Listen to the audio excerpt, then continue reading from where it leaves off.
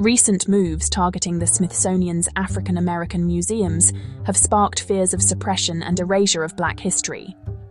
Executive orders and policy reversals are pressuring institutions to scale back diversity, equity, and inclusion initiatives, with critics warning this could sanitize slavery, racism, and civil rights struggles from public memory. My queries. Looking back at pivotal situations in history, how possible would it be that those happen regularly, depending on leadership? Yes, pivotal shifts like the rise of the Moors in Iberia, dynastic cycles in Egypt, or mythic resets like Zep-Tepi, which means the first time, show that history often changed on new leadership. When rulers embrace openness, innovation, or conquest, civilizations expand. When they suppress, erase, or mismanage, decline follows. These cycles repeat regularly. Leadership acts as the trigger for renewal or collapse. Have you seen the results of cultural suppression lately? Well, yes, actually. In fact, the current United States is trying to alter history right in front of me. I'm not paying more to schools to have new data included or omitted completely. I already want refunds. So, here's what's happening right now. In 2025, President Trump issued executive orders aimed at reshaping the Smithsonian, accusing it of, quote, bias against American values. These directives specifically target diversity, equity, and inclusion programs, as well as certain exhibits. There's also been a lot of chatter, rumors really, that artifacts could be removed from the National Museum of African American History and Culture. The Smithsonian has denied that any removals are taking place, but they have admitted that reviews are underway. Historians, though, are sounding the alarm, warning that this is really an attempt to sanitize racism, downplaying the realities of slavery, segregation, and systemic oppression in favor of what's being called a more balanced narrative. Let's take a look at some numbers and the impact of all this. Since opening in 2016, the National Museum of African American History and Culture has welcomed over 7 million visitors by 2023. If these suppression efforts go forward, there's a real risk that engagement and public trust could drop. The Smithsonian, by the way, receives about $1 billion a year in federal funding. When policy changes are tied to that funding, it creates pretty intense pressure to fall in line. It's also important to know that Black history exhibits make up a significant portion of the museum's 85,000 artifacts. So, any removal or reframing would disproportionately erase African American contributions. And honestly, public opinion is clear. 70% of Americans support teaching the truth about slavery and racism. Suppressing this history goes against what the majority actually wants. Now, here are some key details to keep in mind. Historians are really worried that these moves could lead to the denial of slavery's constitutional role, like, for example, the 3/5 Compromise. Black leaders and activists are rallying to defend what's often called the Blacksonian, saying this is about defending America's truth. And it's not just the Smithsonian. There are reports that federal agencies beyond the museum are quietly deleting references to diversity, equity, and inclusion, which is raising even broader fears about the erasure of hard-won progress. The Smithsonian's reversal isn't just administrative, it's a cultural battle over memory and identity. You see, suppressing Black history risks erasing centuries of struggle and achievement, undermining both scholarship and public understanding. It's quite a significant issue, isn't it? Would you like me to create a timeline infographic showing how Smithsonian policy on Black history shifted from 2016, when the museum opened, to the 2025 reversals? That could make the suppression pattern visually clear. It might be quite enlightening, don't you think? Repercussions. This is a profound question, because when institutions like the Smithsonian begin suppressing or reframing Black history, it doesn't just affect the US narrative. It ripples outward, reshaping how people interpret occupation, indigeneity, and belonging for Afro-Indigenous communities in Canada as well. It's a broad and complex impact, isn't it? So, when Black history is minimized, the visibility of Afro-Indigenous peoples in Canada is also diminished. This, unfortunately, creates a false impression that Indigenous identity is somehow monolithic, and it totally excludes the lived reality of Black Indigenous families.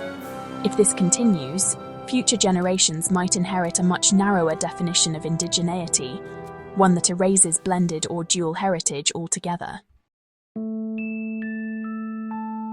Colonial frameworks, often justify occupation by portraying Indigenous lands as empty or underutilized.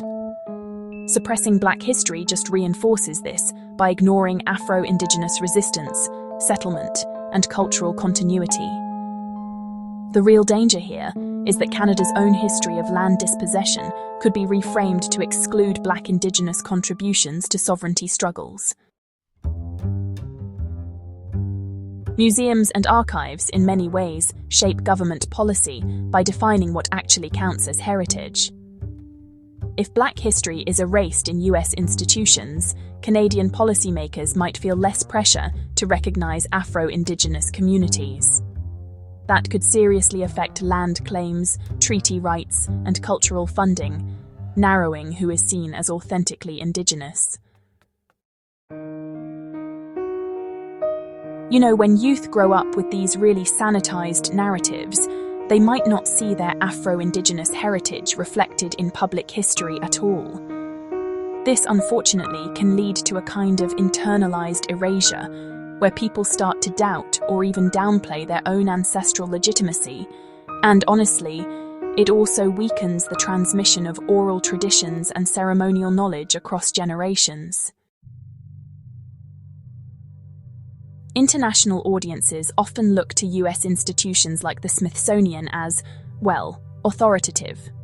If those institutions erase Black history, global scholarship may just follow suit, sidelining Afro-Indigenous Canadian experiences in the process. This really impacts how Canada is studied abroad. It reduces recognition of its diverse Indigenous identities. Suppressing Black history in the US doesn't just stop at the border, it actually reshapes how occupation and indigeneity are understood in Canada too, potentially erasing Afro-Indigenous presence from both scholarship and public consciousness. The result is a narrowing of identity, rights, and recognition, and honestly, that's exactly the kind of erasure your family's heritage resists. Would you like me to draft a framework for counter-narratives, ways Afro-Indigenous communities can archive and assert their presence so future perspectives remain intact despite institutional suppression? It's crucial, isn't it, to ensure that these voices and stories are preserved and celebrated. Now let's connect the dots. When suppression of Black history happens in institutions like the Smithsonian, it doesn't just erase African American narratives, it also distorts how we interpret ancient civilizations and territorial legacies across the Americas and Africa. This, in turn, affects our understanding of the interconnectedness of human history. Let's delve into the Olmec Civilization in Mesoamerica. The Olmec, who thrived from 1200 to 400 BCE, are often called the mother culture of Mesoamerica. Their colossal stone heads have sparked debates about African features, with some Afrocentric scholars suggesting transatlantic contact. However, mainstream archaeology rejects pre-Columbian African migration, but the suppression of Black history makes it harder to even explore these hypotheses seriously. It's a complex web, isn't it? Afro-Indigenous claims to ancient presence in the Americas, really risk being dismissed as fringe, even when they highlight cultural parallels that are honestly worth studying. Morocco and broader North Africa were, crossroads of trade, empire, and migration. Berber, Arab, and sub-Saharan African peoples all shaped the region. But the Black presence in North Africa is often minimized in colonial narratives, which tend to emphasize Arab or Mediterranean identity. Suppression of Black history in US institutions reinforces this erasure globally, making Afro-North African heritage, less visible in discussions of indigeneity and territorial belonging. So when we talk about territorial implications, if Black presence is erased, colonial powers can, claim that these territories were empty or even non-Black, which they then use to justify dispossession. And for Afro-Indigenous peoples in places like Canada, the Caribbean, and Africa, this means losing recognition of their ancestral ties to the land. There's this idea of global continuity, the shared threads between the Olmec in Mesoamerica, Morocco in North Africa, and Afro-Indigenous communities in Canada.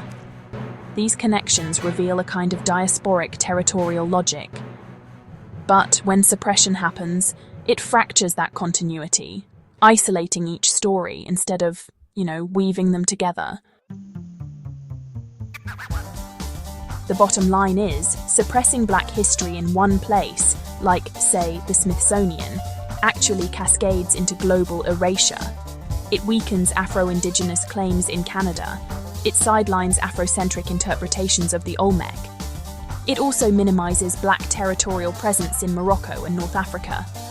The result is a much narrower historical map, where Blackness is seen as sort of peripheral rather than actually central to the story of human civilization.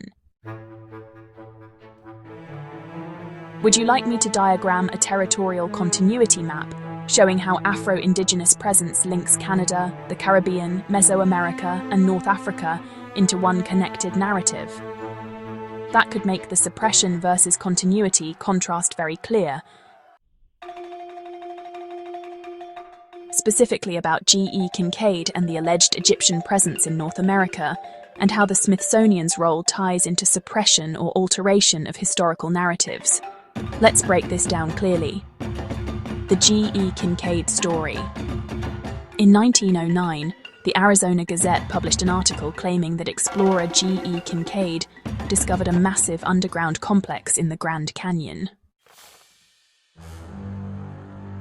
The report described Egyptian-style artifacts, mummies, hieroglyphs, and statues, suggesting a non-native, possibly Egyptian presence in ancient America.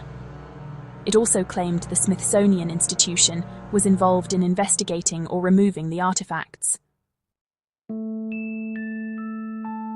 So the Smithsonian, well, it has no official record of Kincaid or any such discovery.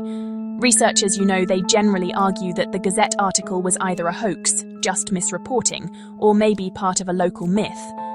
But conspiracy theorists and some Afrocentric historians claim the Smithsonian deliberately suppressed evidence of Egyptian or African presence in the Americas, aiming to protect colonial narratives of so-called European discovery.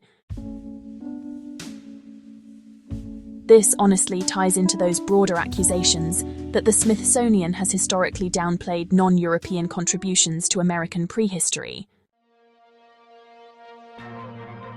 Mainstream archaeology, for its part, maintains that no credible evidence exists of Egyptian migration to North America. On the other hand, alternative narratives suggest there's been suppression of finds like Kincaid's, possibly to erase Afro-Indigenous or African civilizational impact. And the potential impact here is huge. If Egyptian presence were ever acknowledged, it would radically alter how we understand occupation, indigeneity, and transoceanic contact, actually validating Afrocentric claims of global African influence. So by denying or just omitting stories like these, the Smithsonian really shapes public memory, It ends up reinforcing those Eurocentric timelines and, honestly, minimizing African agency in the process.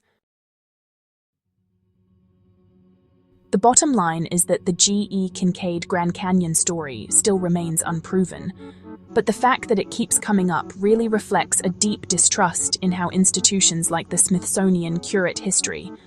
Whether it's a hoax or maybe some hidden truth, this whole narrative highlights how suppression, whether real or just perceived, can erase the possibilities of Egyptian presence in the Americas.